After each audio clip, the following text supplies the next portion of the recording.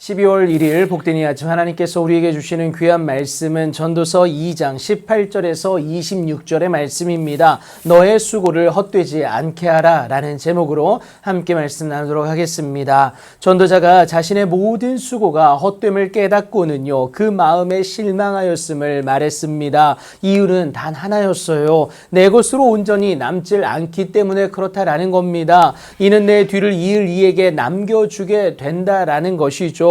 내가 해 아래에서 내 지혜를 다하여 수고한 모든 결과를 그가 다 관리하리니 이것이 헛되다라는 겁니다. 어떤 사람은 그 지혜와 지식과 재주를 다하여 수고하였어도 그가 얻은 것을 수고하지 아니한 자에게 그의 몫으로 내어주게 되고요. 이것도 그래서 헛된 것이며 큰 악이다라고 이것을 말하고 있습니다. 그래서 해 아래에서 행하는 모든 수고와 마음에 애쓰는 것이 슬플 수밖에 없고요. 소득이 없는 행위에 지나지 않는다라는 겁니다. 이것을 알고 나니 여러분 어떻겠습니까? 일평생에 근심하며 수고하는 것이 허탈하고요. 그 슬픔은 극대화될 수밖에 없습니다. 무의미하기 때문에 그래요. 그렇다면 어떻게 해야 할까요? 우리의 수고로는 헛됨을 알았고요. 무엇보다 문제 해결은 더더욱 안 된다는 사실 이제는 깨달았습니다.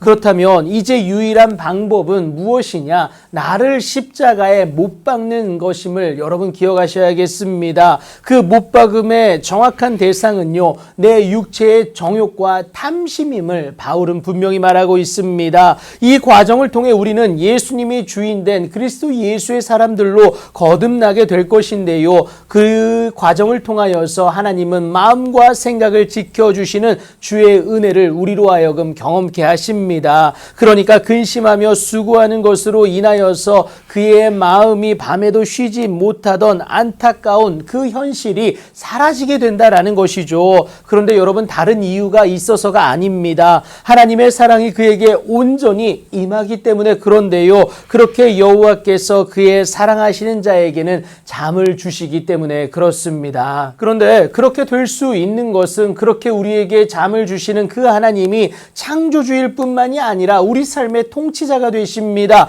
그리고 유일한 구속주로서 우리의 모든 것을 알고 치유해 나아가실 수 있는 유일한 분이기 때문에 그렇습니다. 염려가 사라지기 때문에 하나님으로 말미암는 은혜가 주어지게 된 것이죠. 그렇게 확신 가진 자는요, 우리의 먹고 마시며 수고하는 것이 사람의 마음을 더 기쁘게 하는 것을 알지만 여러분, 이 또한 하나님의 손에서 나오는 것임을 알게 된다라는 겁니다. 그래서 하나님께 온전히 내어 맡김으로 인하여서 세상이 줄 수 없는 그 평안과 안식의 기쁨을 누리게 되는 것이죠. 그런데 이 땅의 모든 것을 수고하여 소유한다 할지라도 여러분 어떻겠습니까? 그것을 이미 경험한 전도자는 그것이 비록 하나님을 기뻐하는 자에게 그가 주게 하시지만 이건 역시 헛되어 바람을 잡는 것이라고 고백하게 됩니다. 그래서 우리는 이 땅의 것이 아닌 하늘에 있는 것을 사모하고 구할 수 있는 오늘의 모습을 가져야 합니다. 오늘 저와 여러분이 구하고 있는 것은 무엇입니까? 썩어 없어질 이 땅의 것을 구하지 마십시오. 시간이 지나면 소용없는 것들에 불과합니다. 죽음 앞에 헛될 수밖에 없다라는 거예요. 그래서 더 많이 소유했다고 해서 절대 행복한 것이 아니다라는 겁니다. 반대로 적다고 불행한 것도 아니죠. 많고 적음의 문제도 아니지만 그렇다고 소유 여부의 문제도 아니다라는 사실입니다. 하나님으로 인한 것이냐가 가장 중요한 문제다라는 거예요. 하나님으로 인한 영원한 생명의 소유가 있는지가 중요합니다. 나로 인한 것이면 썩어 없어질 것에 불과하지만요, 하나님으로 인한 것이면 하늘에 쌓아두는 그것은 보물이 될 수밖에 없어요. 땅의 것을 구하지 마시고요, 하늘의 것을 구할 수 있는 여러분들 되길 축복합니다. 하나님 보내신 예수로 말미암는 영원한 생명을 소유하십시오. 그래서 오늘도 우리의 수고가 헛되지 않는, 오히려 하나님의 은혜와 능력을 놀랍도록 소유할 수 있는 여러분들의 귀하고 복된 삶이 되길 예수님의 이름으로 축복합니다.